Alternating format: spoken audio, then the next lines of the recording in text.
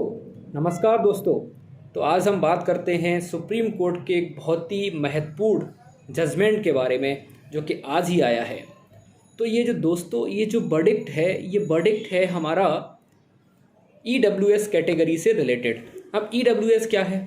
ये है economically weaker section, मतलब जो सामान्य वर्ग होते हैं, जो जनरल कैटेगरी है, उसके तहत जो भी आर्थिक रूप से कमज़ोर जो लोग हैं उनको हम बोलते हैं EWS, मतलब इकोनॉमिकली वीकर सेक्शन और आर्थिक रूप से कमज़ोर वर्ग। ठीक है, इनको क्या था कि पहले रिजर्वेशन नहीं मिलता था। एक बार रिजर्वेशन दिया गया था 1990s के टाइम पर, लेकिन 1992 में इंदिरा साहनी जजमेंट ने इसी 10% रिजर्वेशन को तब उस समय स्ट्रक डाउन कर दिया था कि उन्होंने बोला था कि ये वायलेशन ऑफ द कॉन्स्टिट्यूशन है, ये भारत के संविधान की जो मूल संरचना है, बेसिक स्ट्रक्चर है, उसको वायलेट करता है। तो 1992 में इसको स्ट्रक डाउन कर दिया था।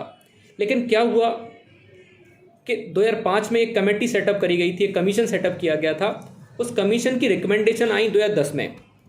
तो उस 2010 की जो रिकमेंडेशन है उसको अभी 2019 में क्या किया, हमारी जो भारत की जो संसद है उसमें एक संविधान संशोधन लाया गया जिसको बोलते हैं 103वां संविधान संशोधन, जिसे कहते हैं 103rd constitutional amendment act of 2019। उसके तहत हमारे भारत के संविधान के 2 अनुच्छेद जो कि हमारे फंडामेंटल राइट हैं, जो हमारे मौलिक अधिकार हैं, उनको अमेंड किया गया, उनको संशोधित किया गया।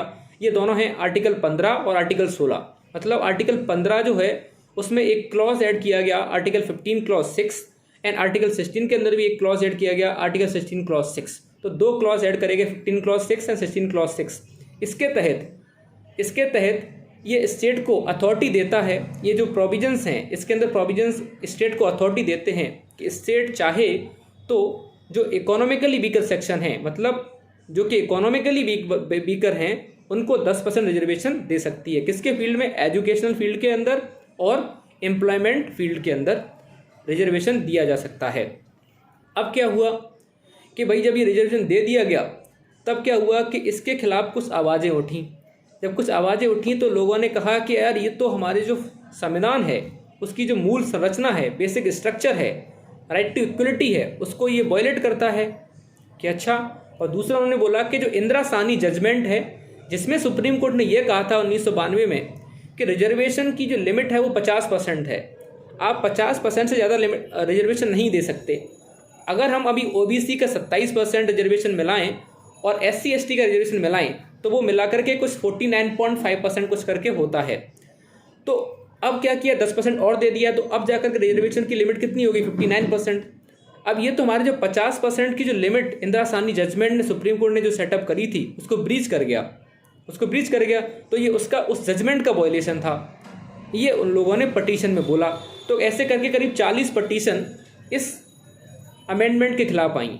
ये संविधान जो संशोधन था 103वां, इसके खिलाफ करीब 40 के आसपास क्या थी हमारी पटिशन्स आई। लेकिन इसमें जो मेन पटिशन थी वो थी जनहित आंदोलन, एक NGO है उसकी। तो इसी वजह से इस केस को बोलते हैं जनहित आंदोलन versus union of India case, मतलब जनहित आंदोलन और अगेंस्ट में कौन है? Union of India case. तो ये सब था, ये हमारा पूरा प्रारूप। अब आज के जजमेंट के बारे में हम बात कर लेते हैं। सुप्रीम कोर्ट ने ये बोला कि सुप्रीम कोर्ट की 5 जजों की बेंच थी जो कि इसको हेड कर रही थी, जिसमें एक मेन जो जजेस थे इसको हेड कर रहे थे वो थे हमारे जस्टिस UU ललित, उदय उमेश ललित जी, जो कि भारत के अभी प्रेजेंट में CJI भी हैं, चीफ जस्टिस ऑफ इंडिया हैं।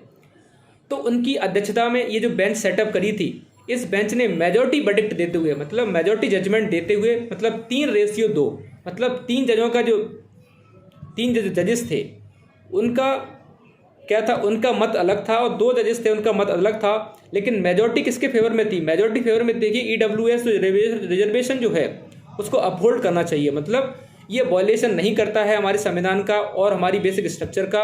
इस वजह से ये जो 10% रिजर्वेशन है ये कंटिन्यू रहना चाहिए।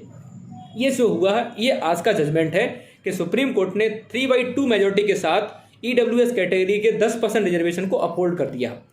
तो ये पूरा प्रारूप था जिसको हमें आज समझना था। तो ये जो आप लोगों ने समझा कि कैसे करके ये पूरा डिस्प्यूट है regarding the socially educationally backward classes, जो OBC हैं, SC/ST हैं, वो ये ऐसा बोल रहे थे पटिशनर्स कि ये इसको वायलेट करेंगे। कि भाई इनका जो राइट है वो उसका वायलेशन होगा, और साथ ही साथ ये कंसेप्ट ऑफ इक्वलिटी के अगेंस्ट में है। तो सुप्रीम कोर्ट ने बोला कि अगर EWS को रिजर्वेशन देते हैं तो उससे सोशली और एजुकेशनली जो बैकवर्ड हैं, मतलब SC ST OBC, इनके ऊपर कोई फ़र्क नहीं पड़ेगा, तो हमें कोई प्रॉब्लम नहीं होनी चाहिए वाइल गिविंग द रिजर्वेशन। साथ ही साथ सुप्रीम कोर्ट ने यह भी बोला कि ये जो रिजर्वेशन हम जो दे रहे हैं वो 50% लिमिट को भी वायलेट नहीं करता है, क्योंकि ये फ्लैक्सिबिलिटी थी उसमें कि आप रिजर्वेशन दे सकते हैं। तो ये सुप्रीम कोर्ट का पूरा जजमेंट था रिगार्डिंग दिस EWS 10% रिजर्वेशन। तो ये सारा पूरा डिटेल हम आज डिस्कस करे हैं इस वीडियो के अंदर। अगर आपको दोस्तों ये वीडियो अगर पसंद आ रही है तो डेफिनेटली इस वीडियो को शेयर करते रहिए और वीडियो को लाइक करिए और चैनल को सब्सक्राइब करना ना भूलें। थैंक यू दोस्तों।